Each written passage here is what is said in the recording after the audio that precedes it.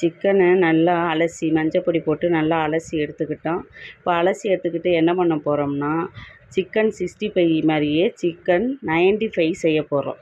இதுக்கு இப்போ தேவையான பொருள் என்னென்னா, சிறிதளவு உப்பு எடுத்துக்கிறோம். அதுக்கு அடுத்த பிறகு இஞ்சியும் பூண்டும் அரைச்ச பேஸ்ட்டு கொஞ்சம் நம்ம அதில் என்ன பண்ண போகிறோம்னா ஆட் பண்ணுறோம். அடுத்து என்ன பண்ண போகிறோம் அப்படின்னு கேட்டால், சிக்கன் 65 பொடி கொஞ்சம் நம்ம சேர்த்துக்கிறோம். நமக்கு தேவையான அளவு அதில் சேர்த்துக்கிட்டு எல்லாத்தையும் சேர்த்து மிக்ஸ் பண்ணி எடுத்துக்கிறோம். நல்லா பொடிகள் எல்லாரும் நல்லா எல்லாத்தையும் சிக்கனில் சேர்கிற மாதிரி எடுத்துக்கிறோம். இப்போ 95க்கு ஆயில் லைட்டாக ஊற்றிக்கிறோம்.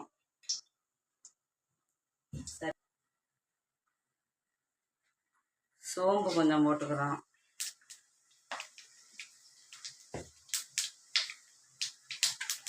சோம்பு பொரிச்ச பிறகு சிம்மில் வச்சுட்டு இப்போ 95 எடுத்து வைக்கிறோம்.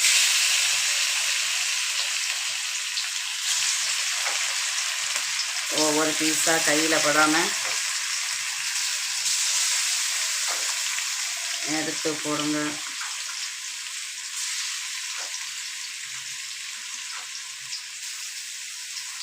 இப்போ வேகட்டும்.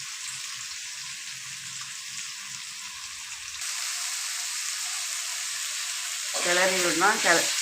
கிளறி விட்டுட்டு மூடி வச்சுட்டு 5 நிமிஷம் கழித்து வந்து பார்ப்போம். மூடி எடுத்துட்டு அப்பப்போ லைட்டாக கிண்டி விடணும். வெந்துருச்சா என்னன்னு பார்க்குறதுக்கு பார்த்துட்டு கிண்டிட்டு மூடி வைக்கணும்.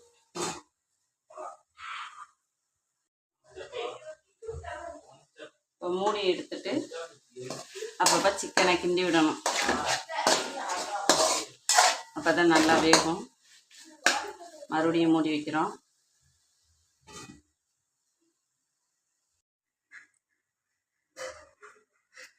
இப்போ மூடி எடுத்துட்டோம். எடுத்துட்டு நல்லா கிண்டி விட்டுறோம். கிண்டி விட்டு நல்லா வெந்துருச்சு பாருங்கள். நல்லா ஜூஸியாக நல்லா இருக்குது பாருங்கள். இந்த சமயத்தில் என்ன பண்ணணும்னா, கொஞ்சம் கருவேப்பிலையை அதில் இப்படி தூவிட்டோம்னா டேஸ்ட்டு நம்ம கொஞ்சம் கூடும். நல்லாயிருக்கும். அவங்களுக்கு சாப்பிடும்போது வாசமாக ஒரு விதமான டேஸ்ட்டாக இருக்கும்.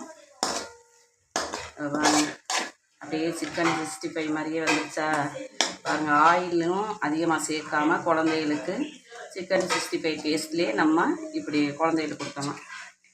இதுக்கு பேர் சிக்கன் 95.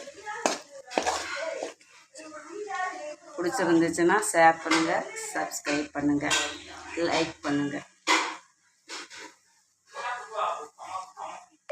பாருங்கள் பிளேட்டில் நம்ம எடுத்தாச்சு. எடுத்துக்கிறத பாருங்கள். நல்லா டேஸ்டியாக நல்லா சிக்கன் 65 மாதிரியே 95 இருக்குது பாருங்கள்.